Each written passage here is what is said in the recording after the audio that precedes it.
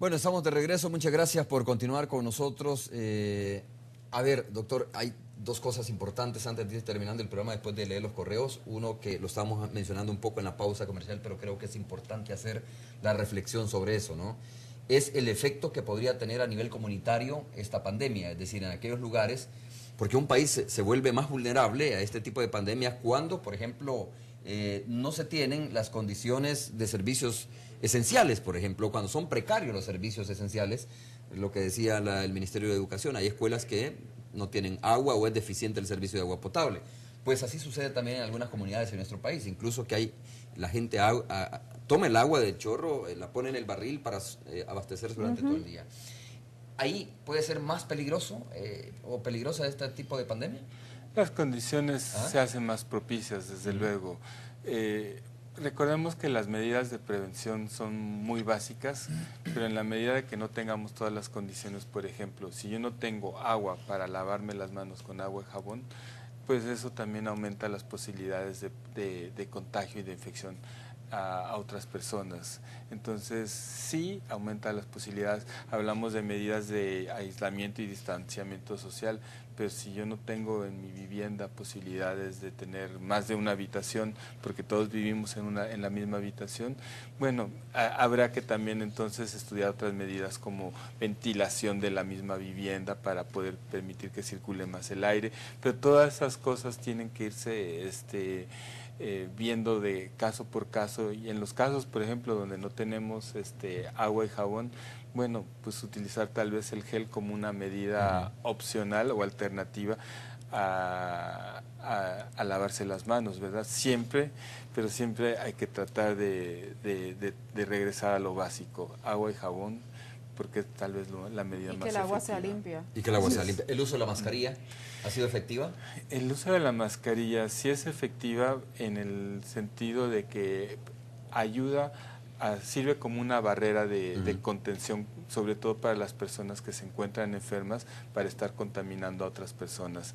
A nivel masivo, que todo el mundo se encuentre utilizando una mascarilla en las calles, etcétera, la verdad no es muy efectiva, no se ha demostrado que prevenga ningún tipo de contagio, porque estamos en ambientes abiertos donde hay mucho aire, donde el distanciamiento y el contacto no es tampoco muy prolongado, entonces ahí tal vez no sea muy efectiva.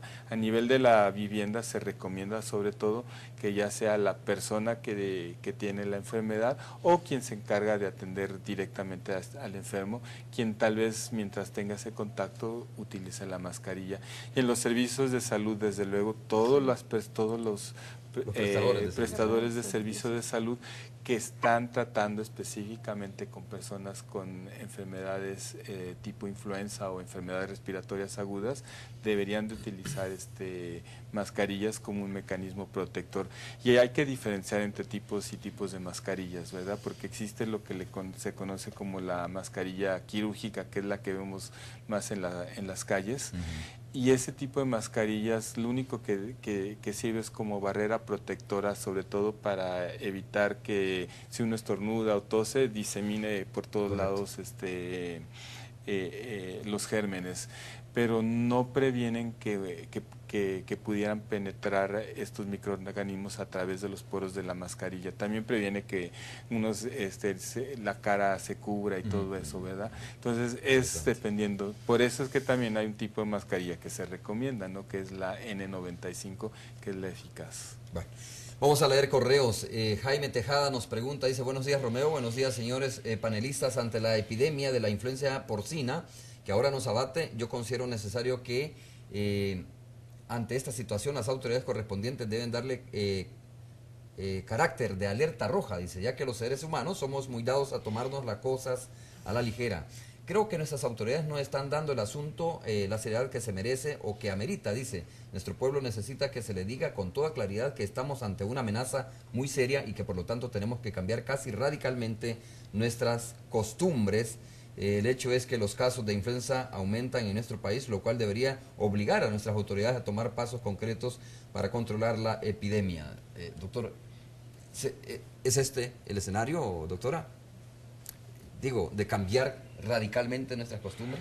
Lo más difícil en cualquier población del mundo es cambiar los estilos y costumbres de vida de uno. Eso requiere de mucha educación, de mucho tiempo para procesar todo esto. Desde luego,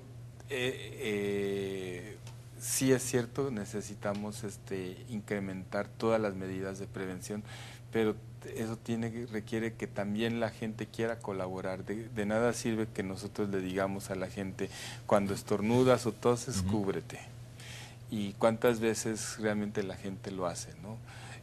No escupas en la calle, porque todas esas son cosas que favorecen la diseminación de la enfermedad. ¿Cuántas veces le decimos a la gente lavarse las manos después de saludar o besar a una persona, y especialmente si esta persona tenía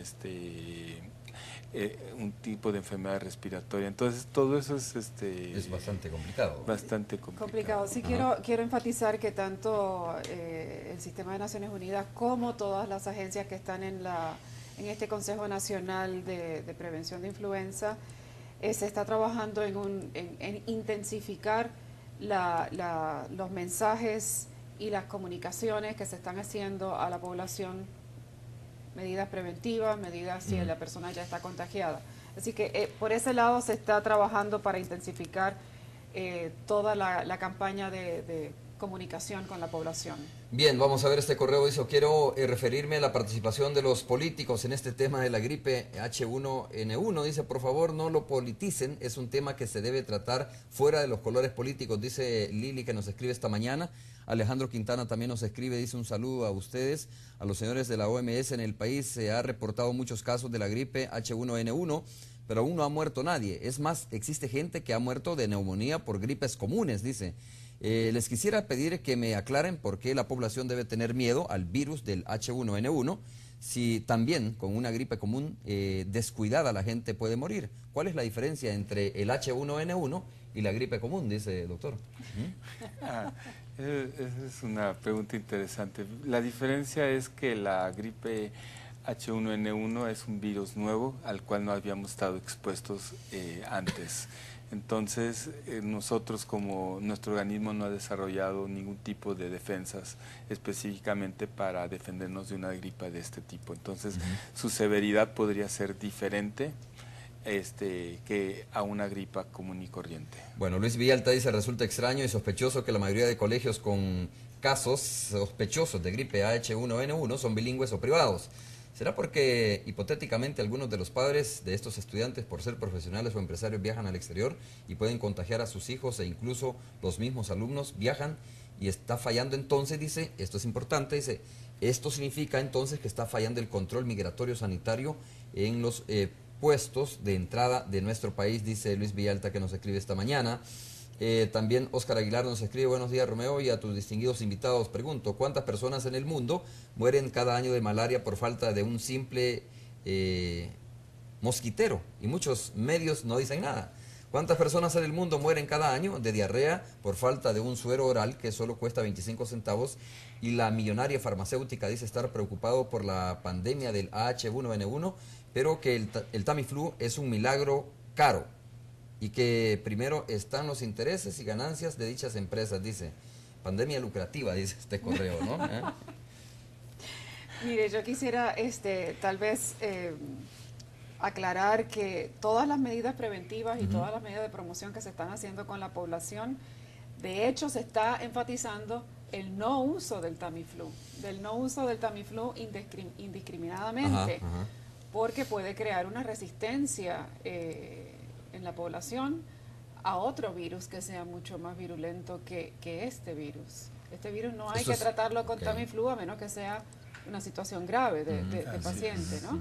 Entonces, ¿Cómo debe tratarse con otras medidas? Sí, con medidas como las que se toman normalmente para una gripe común. Así es. No se necesita utilizar el Tamiflu para ello. Okay. Y también quisiera hacer el comentario de que, y hacerle el llamado a todos los grupos políticos del país, que el virus no va a preguntar si usted es de Arena o del Frente o del CD. Qué bueno, para ponerlo con nombre y apellido, con ¿verdad? nombre y apellido. O si es del PS o el PC. Exacto, y que las medidas de salud pública precisamente son de salud pública porque afectan a toda la población. Y entonces esto realmente le están haciendo muy mal servicio al país y lo politizan. Ok, me parece muy bien. Carlos Noble Castillo, el último correo dice: señores invitados, mi pregunta es, ¿por qué el virus H1N1 se considera una pandemia y las gripes comunes no? Alrededor del mundo existen millones de personas afectadas por gripe común en mayor número que las afectadas por el virus H1N1, dice. Entonces, ¿por qué la gripe común no es considerada una pandemia?